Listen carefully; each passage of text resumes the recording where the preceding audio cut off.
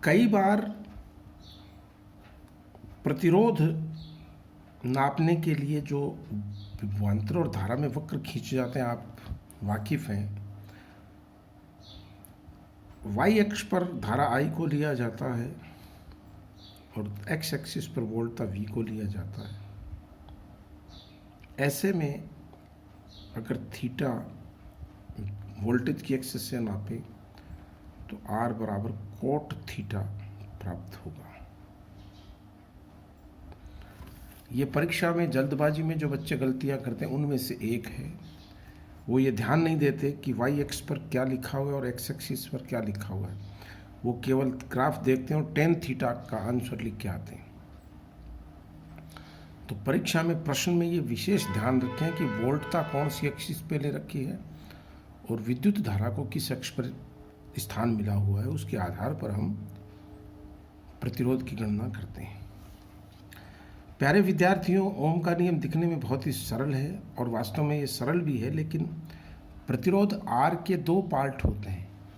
एक तो होता है स्थूल भाग, जिसको मैं अभी आपसे चर्चा करूँगा। एक होता है इसका सूक्ष्म भाग।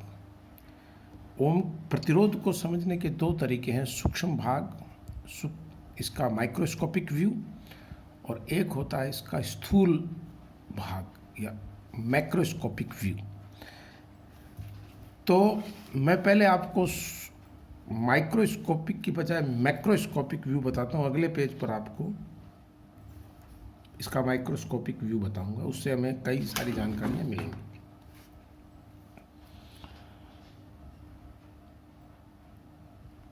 स्थूल दृष्टिकोण, मैक्रोस्कोपिक व्यू।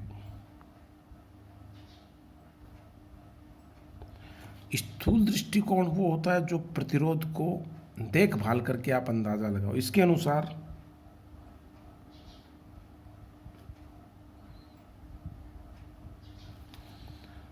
एल लंबाई, क्योंकि आप लंबाई नाप सकते हो, तथा ए काट क्षेत्र के चालक का प्रतिरोध आर समानुपाती इसकी एल के होता है और आर व्युत्क्रमानुपाती इसके काट क्षेत्र ए के होता है। तो आर बराबर rho L upon A.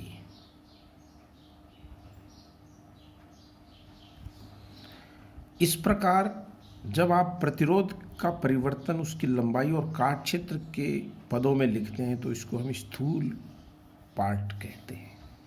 It is defined as macroscopic view of the resistance. कि भाई लंबाई में बढ़ोतरी कर दी, काट क्षेत्र पतला कर दिया या काट क्षेत्र मोटा कर दिया, तो उससे आपको एक प्रतिरोध का अंदाजा होता है। तो प्रारंभिक तौर पर बच्चे ये समझ सकते हैं कि अगर पतला प्रतिरोध है, जैसे आपको एक सिंपल सा एग्जांपल दूँ मैं आपको।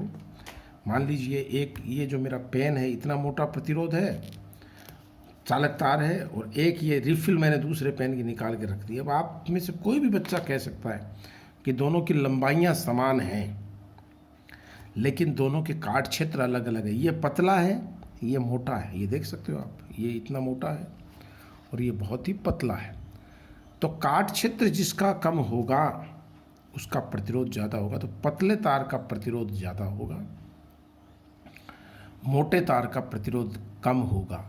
और मैं आपको याद दिला दूं, अगर आप प्रयोगशाला में कभी गए हों तो प्रथम वर्ष या 12th क्लास की जो प्रयोगशाला आपकी होती है उसमें आपको मोटा कॉपर वायर दिया जाता है बैटरी वगैरह से कनेक्शन करने के लिए। क्यों? कि हम वहाँ ये चाहते हैं कि धारा जब प्रवाहित होती है चालक में तो मोटे तार का प्रतिरोध कम होने के कारण वहाँ ऊर्जा की हानि ऊष्मा के रूप में न्यूनतम हो, तो वहाँ मोटे तार का इस्तेमाल किया जाता है। ये आपने देखा होगा। और जितनी मोटी केबल होगी उसका प्रतिरोध उतना ही कम होगा, ये याद रखिए।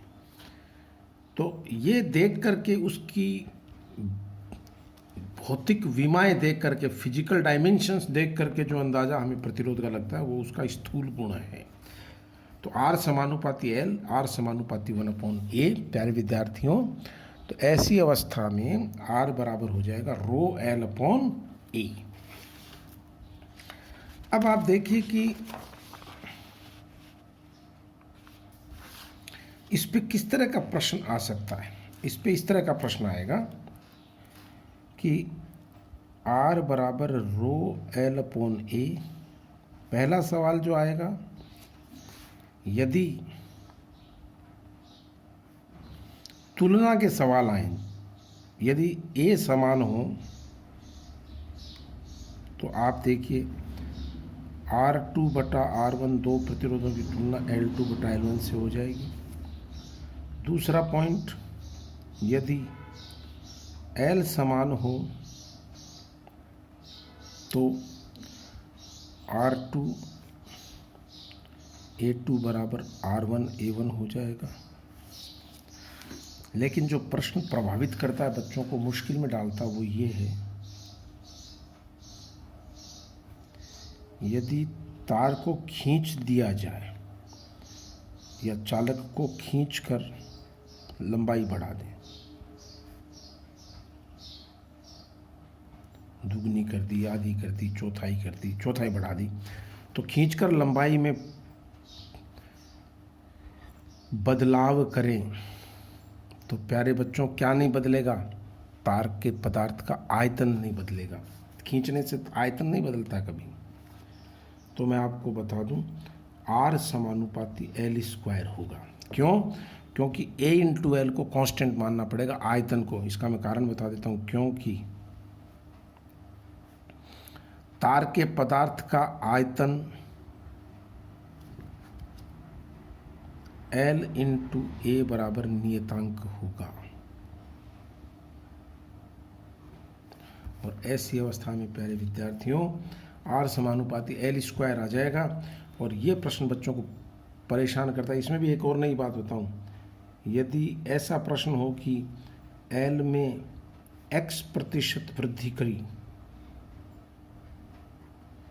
और ये X 10 से कम है, तो मैं आपको बता दूं R में 2X% की वृद्धि होगी।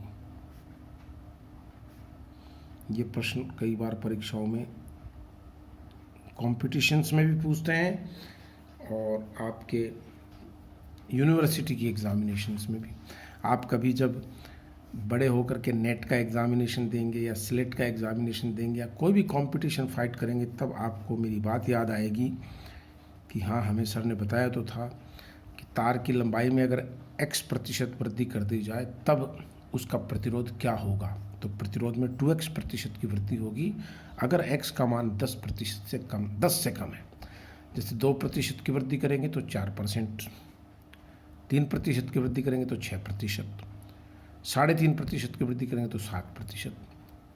लेकिन अगर X वो कहते 20% वृद्धि करती, तो फिर आपको मैथमेटिक्स अलग तरीके से लगानी पड़ेगी। उत्तर मैं दे रहा हूँ, 20% पे 44% वृद्धि होगी, 30% पे 69% वृद्धि होगी, 40% पे 96% वृद्धि होगी, 50% लंबाई बढ़ाने से 125% वृद्धि होगी, इत्यादि इत्यादि। ये आप स्वयं करें, मैथमेटिक्स के विद्यार्थी। ये स्थूल परिवर्तन है प्रतिरोध का। प्यारे विद्यार्थियों, यहाँ रो को हम विशिष्ट प्रतिरोध कहते हैं। रो को हम पदार्थ का विशिष्ट प्रतिरोध अथवा प्रतिरोधकता कहते हैं।